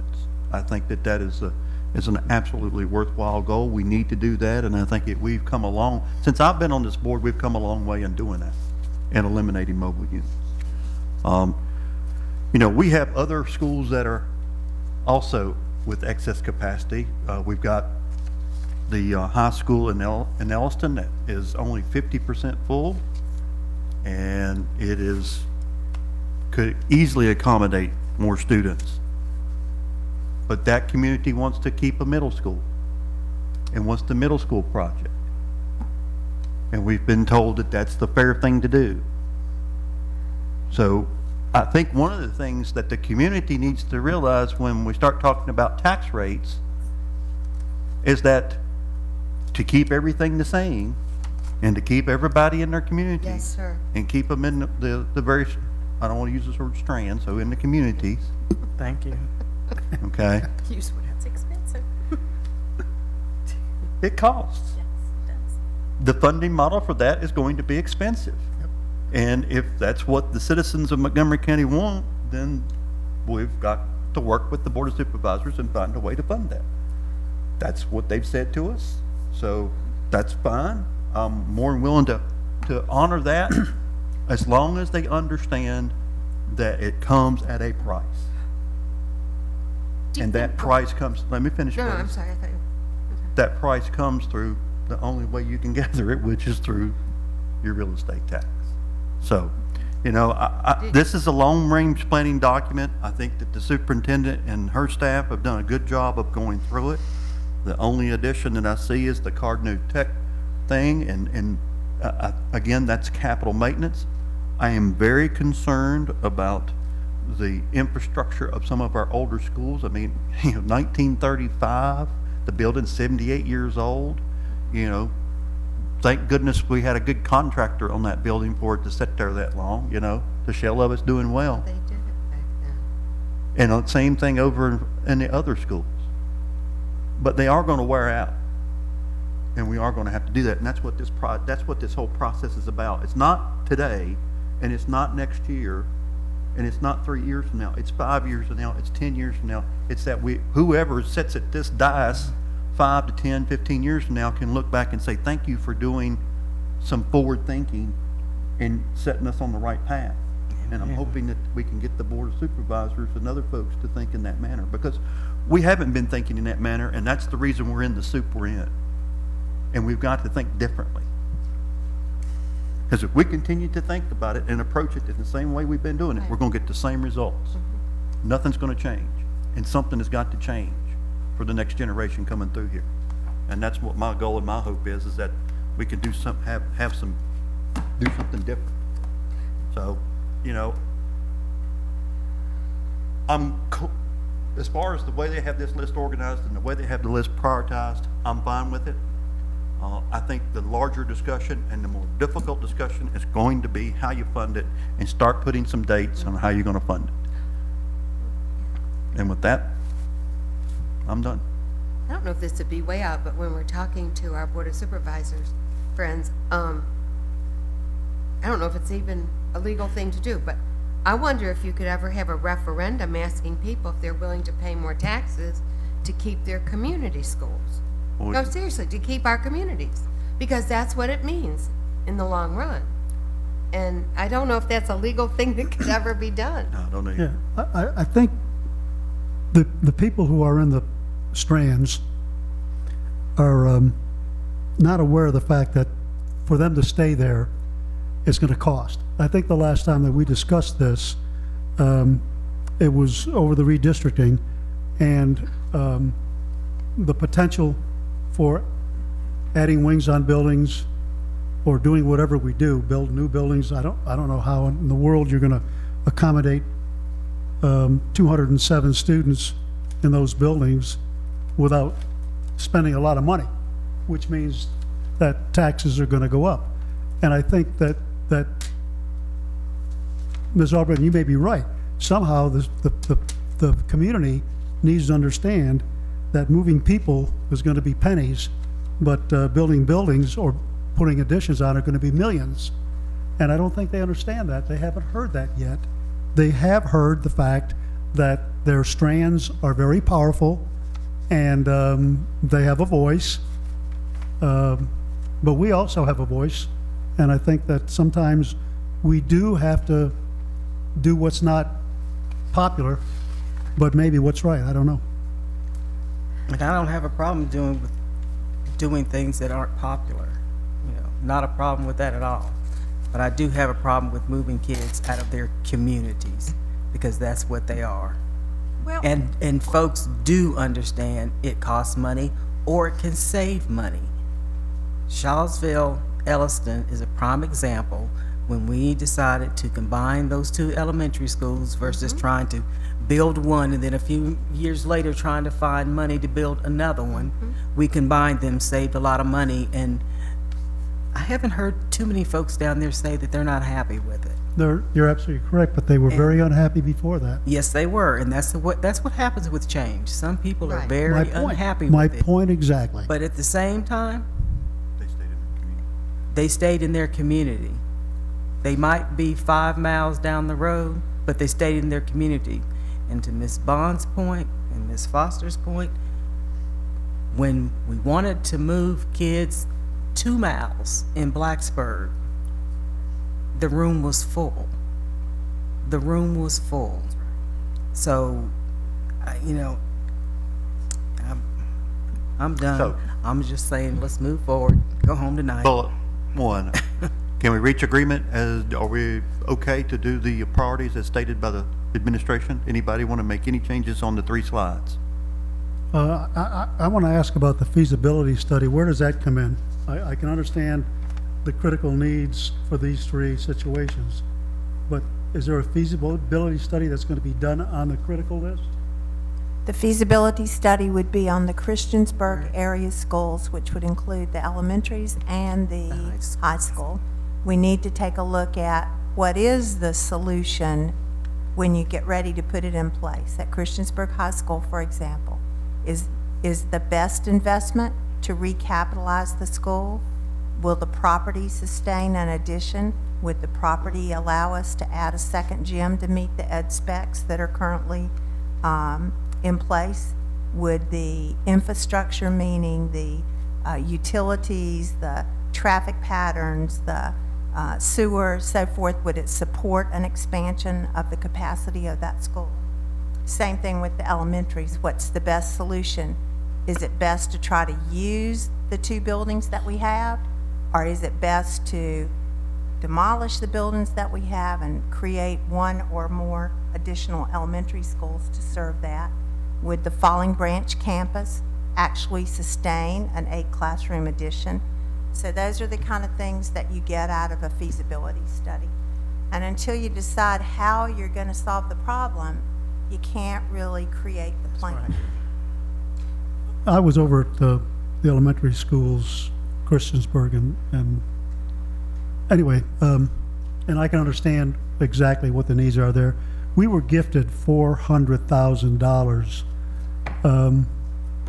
Has there been a decision made as to where that money is going to go? That's another. Pardon me? It's going to be another discussion. Okay.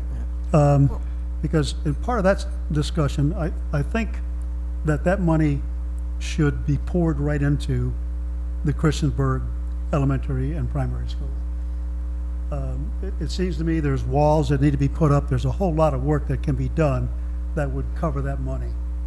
I don't think we should take any of that money and put it into a feasibility study. We're not going to. Oh, no. Okay, That was in your resolution at your last meeting, okay. in your letter. Yeah. Okay, so are we in agreement? Well, I want to get to item 1. Are we everybody in agreement? Consensus? Do we need to vote? Anybody not would vote no with the priority? Okay. All right. Item 2 is the funding for the feasibility study critical. This is basically going to the Board of Supervisors, and we're discussing it at our joint meeting, the request for feasibility study. The cost of the most recent feasibility study was what? It was about $20,000. It was the Auburn-Reiner area. Okay. And we would expect for the Christiansburg Elementary and the high school project not to exceed 50, probably less, but, a not to exceed number. And if I remember correctly, stated earlier in the evening, was that when we did the one in Auburn, because we knew that at some point in time we were going to be faced with building out there, we took carryover money, if I remember correctly, from either one of the projects or something. We allocated some of the money from other project to do it. I'm not sure where it came I don't from. know how it was funded. Walt may be able to answer that. But probably some of the initial feasibility study, we did use carryover, and then we had planning money appropriated to follow on from that feasibility and do more detail study. But I got a comment on carryover money. In the current economic conditions, you don't end up with a couple of $1 million at the end of the year. Last year, we ended up with something like $50,000 was the total carryover for the division. No, we ended up with the $258,000 that we used to move into Building C. For Building C, that's Yeah. right. Right. And we used it all out of for- a $92 million budget, you end up with $250,000 or $400,000. So you can't count on big bucks and carryover anymore. my point was that if we had not done that, they probably would just now be start the building project out there, if we hadn't went ahead and done that. So that is an investment. To me, again, it matches what we're trying to do here in trying to think long-term, trying to think out 5 years from now. Let's say 5 years from now, the economy improves and we're able to sell some properties and we're able to work with the debt, and we might be able to move forward with some of this. And we can move forward at a much faster rate for the citizens of Christiansburg if we can spend the $20,000 to start the study. Sure. The other advantage of doing it, and I'm not sure which project it was, is that it also tells you whether or not you're landlocked and whether or not you're going to have to start looking for some additional parcels of land or negotiate with neighbors on land or whatever. And so if you know that up front prior to the project, you're well ahead of the game there. So there's, to me, lots of advantages, and it's doing the right thing to plan ahead. It's not a, it's an investment in the long term and trying to make sure that when we are ready and we do have the funds and we can finance it, that we're ready to move forward. So I'm in favor of the funding request as it's been proposed to us. I think we now understand we're not spending, you know, there's rumors out there flying around it was a $100,000 study and all that. It's not. No. You know, there's people who do it professionally. It would go through an RFQ process, RFP process. So we get our most bang for our buck. Ms. Albrecht. I do have a question with regarding Christiansburg High School. The capacity is 1216 right now, and they currently have 1100, and then we'll have in the fall 2001, 2022, 1101. So that still isn't capacity, and at the same time, it's our main concern with that high school. It's need for It's 40 physical years plant, old. the physical plant, right? It would be thinking about the definition of critical. It's age, deterioration, it's the system adequacy, it's the fact that it no longer meets your educational specifications, it's the fact that it was built as an open space school. Thank you. And modified Closed windows. in a very interesting way into closed space, continues You to said it deal all. with those obstacles. You've said it all. Okay, thank So, you. Related to the feasibility study, will you bring us back something to approve at our next meeting, or are you just going ahead and requesting the money? I can do whatever the board would like That's my for me to question. do. What do we do from here to get I that guess I moving? was under the impression the request we would maybe issue the request and then have a joint discussion about the request, since it has created a lot of angst. And then that we can just have a face-to-face with the Board of Supervisors at our meeting saying, hey, this is the request and here's why we're doing it, and here's the advantages of doing so. And you know that it's the money, if you're willing to fund it. If they say no, they're not willing to fund it, then I think we're at a point where we have to figure out, either have to fund it ourselves within our budget, or we don't really do anything until somebody says move, you know. That's not an option. I agree with you, but I'm just saying, well, you know, I've tried to, I didn't think it would be an issue with the 400K, but evidently it was, and so you know, we've got other issues too. We've got security issues we're going to have to address. We've got a number of things, and I think that we can get through this process and we can discuss with the Board of Supervisors where we're headed in a long-term fashion. And then I think that we need to have the administration come back and help us with addressing our short-term needs from a capital maintenance standpoint. So your plan is to address it on April 23rd? Mm-hmm. What I meant to say, if I did, I apologize. What I meant to say is we're headed to a point where if students keep coming into these schools and we still have to put up mobile units outside the schools, then that's a potential for a problem. Anytime you have children outside of a building, it causes administration, teachers, much more work keeping track of youngsters. I hate to bring this back up again, but I was in a school where we were built for 1,200 and we had 1,600 kids, and most of us spent most of our time making sure kids were safe. And I don't think that's what it's all about. I think what we need to do is investigate how we can solve these problems first, and then let's go on with the feasibility study. And I think it's down the road a couple of years. Okay. With a comment to the feasibility study, one of the things that I want to see happen with the feasibility study now is because I think the people of Christiansburg need to know that we're looking out for them, because since 1992 they've had two things compared to the other communities. Auburn's had 4, Blacksburg's had 4, Charlottesville's had 3. Christiansburg's had 2 things, and the stadiums were done, but Christiansburg got a small portion of theirs done, and some of the other schools got full stadiums. That's because of their... I was going to say, let me finish. I'm not saying it's right or it's wrong, but I think the people of Christiansburg need to know that we're looking in their direction. That's one of the reasons I support the feasibility study now, is because I think they need to know that we have them in mind, and we are looking in that direction, and as quick as possible, we're going to take care of them. And I don't, it's to Mr. Jones' point and the superintendent, how can you plan if you don't know what you're planning for?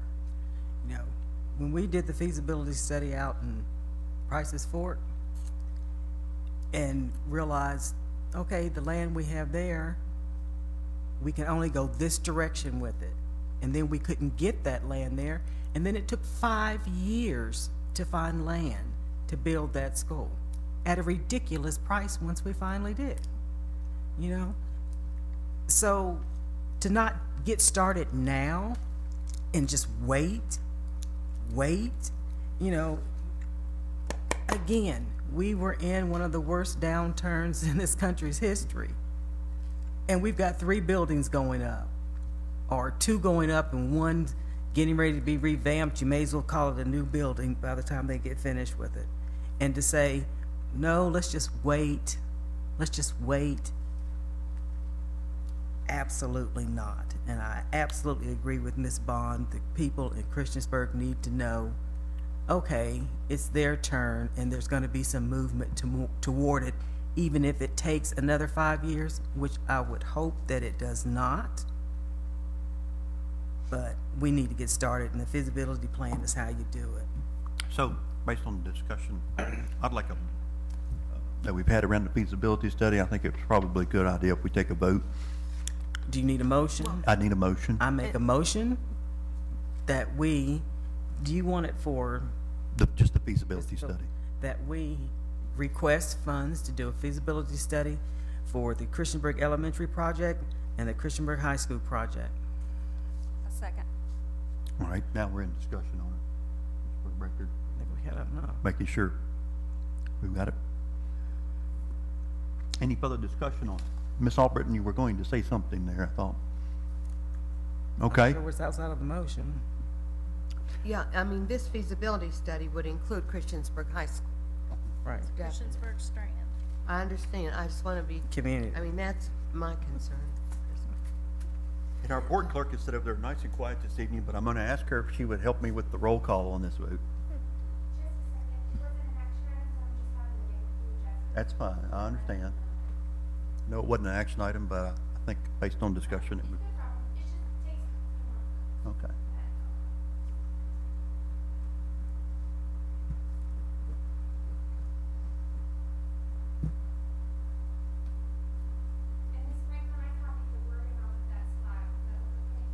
That's where I got it. Ms. Albritton? Aye. Ms. Bond? Yes. Ms. Foster? Yes. Ms. Franklin? Yes. Mr. Ivers? No. Mr. Jones? Yes. Motion carries. Thank you, board members. At this point, I think that concludes what, is that the outcomes you were after, Ms. Blackburn? That is. Thank you, board members. Next item on our agenda is the upcoming school board meeting, which is, we're going together back here on Tuesday. Okay, very quickly. I think the agenda will be sent out to you tomorrow. That's correct. And it's not a heavy agenda on Tuesday evening. Because I'll be driving back home. So, Well, okay, you have an agenda. Next item is a motion for adjournment. Do you have I just have a comment. At our last meeting, when we were asked to look at dates for the joint meeting with the supervisors, I said repeatedly I would not be available until the 25th or before the 17th. And this meeting is set on the 23rd. So I'll just make it clear, I believe all of us need to be present at this meeting. And I would like us to revisit that date at our meeting on Tuesday. Well, maybe we can talk about it with the county manager between now and Tuesday and see if there's another date. Bring your calendars with you, okay? I think we're going to have to go to May, so I think it's important that we all are present. Okay, try to get some dates. all right. Next item is motion for adjournment. So move. Any discussion?